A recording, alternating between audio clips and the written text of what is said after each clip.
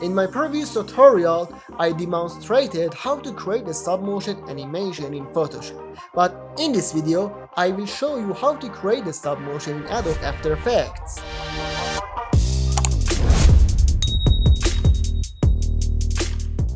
Hello everybody, what's up? This is Matty from GR Tutorial Studio and welcome to this video.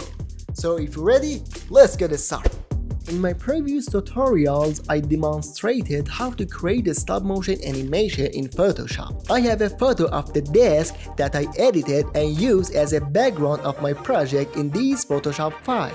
Another layer is a photo of a cup of coffee, which I edit its light and color by using adjustment layers. I would like to use this project, so I open After Effects and drag the PSD file into the project panel and import it as a composition. As you can see, Photoshop file layers were made for me and the cup layer was imported as a pre-compose. But it's not wrong. Allow me to solo it, so I can explain more thoroughly. As you can see, the bounding box is quite large, which might complicate our work.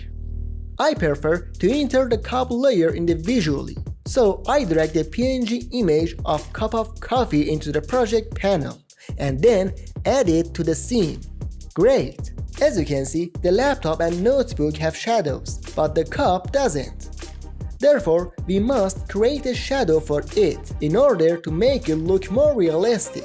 I look for the drop shadow effect in the Effect and Preset panel and apply it to the layer. It's now time to set it up. Let me first increase the distance value slightly so that I can see it better. The most important factor is the shadow direction, which must be the same as the shadow direction of the other object in the image. I also change the value of the distance. Finally, we increase the softness a little to make the shadow look more natural.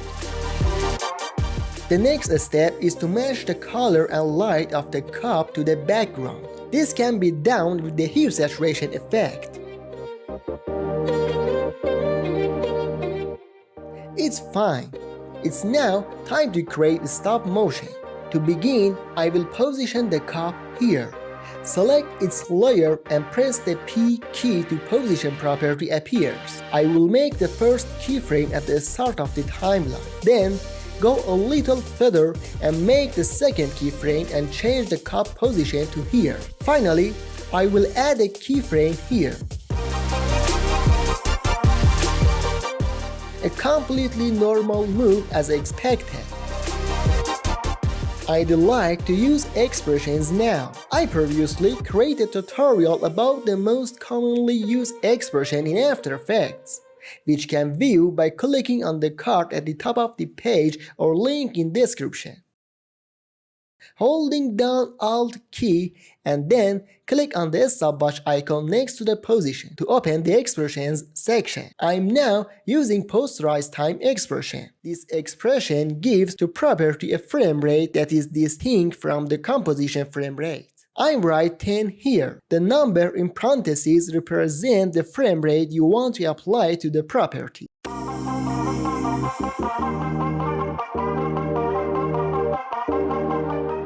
Now, to make the movement of cup more natural, I will add a wiggle expression. Wiggle frequency is set to the same value as posterize time. In the video of the most commonly used expressions, I fully explain both of these expressions. You can enter any number you want for posterize time and wiggle frequency. You can also change the value of the wiggle amplitude.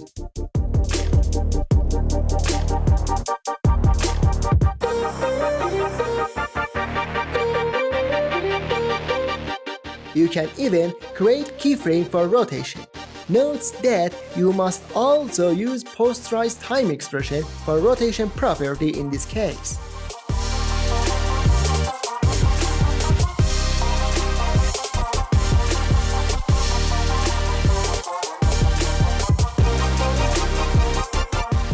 Finally, on the top of the layers, create an adjustment layer to color grading your stop motion. For example, use LUTs or use curve effect to slightly edit the color of your project.